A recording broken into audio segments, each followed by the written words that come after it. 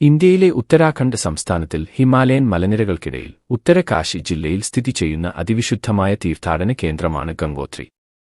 പ്രസിദ്ധമായ ഛോട്ടാ ചാർധാം തീർത്ഥാടന പാതയിലെ 4 പ്രധാന സ്ഥലങ്ങളിൽ ഒന്നാണിത്.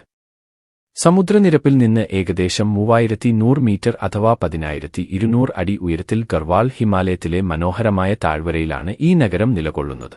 വിശുദ്ധ നദിയായ ഗംഗാ നദി ഇവിടെ നിന്നാണ് ഉദ്ഭവിക്കുന്നത്. എങ്കിലും ഗംഗോത്രിയിൽ നദി അറിയപ്പെടുന്നത് ഭാഗീരഥി എന്ന പേരിലാണ്. ഗംഗോത്രിയിൽ നിന്ന് ഏകദേശം 19 കിലോമീറ്റർ അകലെയുള്ള ഗോമുഖ് എന്ന മഞ്ഞുമലയിലെ ഗുഹയാണ് നദിയുടെ യഥാർത്ഥ ഉറവിടം. ഈ ഗുഹ ഗംഗോത്രി ഹിമാനിയുടെ അറ്റമാണ്. പിന്നീട് ദേവപ്രയാഗിൽ അളകനന്ദ നദിയുമായി ഭാഗീരഥി ചേരുമ്പോഴാണ് ഗംഗ എന്ന പേർ സ്വീകരിക്കുന്നത്. പുരാണങ്ങളനുസരിച്ച് സൂര്യവംശത്തിലെ രാജാവായിരുന്ന ഭഗീരഥൻ തന്റെ പൂർവികർക്ക് മോക്ഷം ലഭിക്കുന്നതിനായി ആയിരക്കണക്കിന് വർഷങ്ങൾ തപസ്സു ചെയ്തതിന്റെ ഫലമായാണ് ഗംഗാദേവി സ്വർഗ്ഗത്തിൽ നിന്ന് ഭൂമിയിലേക്ക് എത്തിയത്. ഭഗീരഥൻ തപസ്സു ചെയ്തുവെന്ന് വിശ്വസിക്കപ്പെടുന്ന ഭഗീരഥ് ശില എന്ന പുണ്യകല്ല് ക്ഷേത്രത്തിനരികിലായി സ്ഥിതി ചെയ്യുന്നു.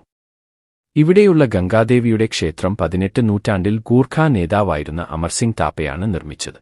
കനത്ത മഞ്ഞുവീഴ്ച കാരണം ഗംഗോത്രി ക്ഷേത്രം വർഷത്തിൽ 6 മാസം മാത്രമേ തുറന്നു പ്രവർത്തിക്കാറുള്ളൂ. സാധാരണയായി മെയ് മാസത്തിൽ അക്ഷയതൃതീയ ദിവസം ക്ഷേത്രം തുറക്കുകയും ദീപാവലി ദിനത്തിൽ അടയ്ക്കുകയും ചെയ്യുന്നു. ഈ ശൈത്യകാലത്ത് ഗംഗാദേവിയുടെ വിഗ്രഹം അടുത്തുള്ള മുപ്പ ഗ്രാമത്തിലേക്ക് എഴുന്നള്ളിച്ച് അവിടെ ആരാധന തുടരും. കഥകൾ ഇഷ്ടപ്പെടുന്നുണ്ടെങ്കിൽ ചാനൽ സബ്സ്ക്രൈബ് ചെയ്യുന്ന കാര്യം ഒന്ന് പരിഗണിക്കണേ.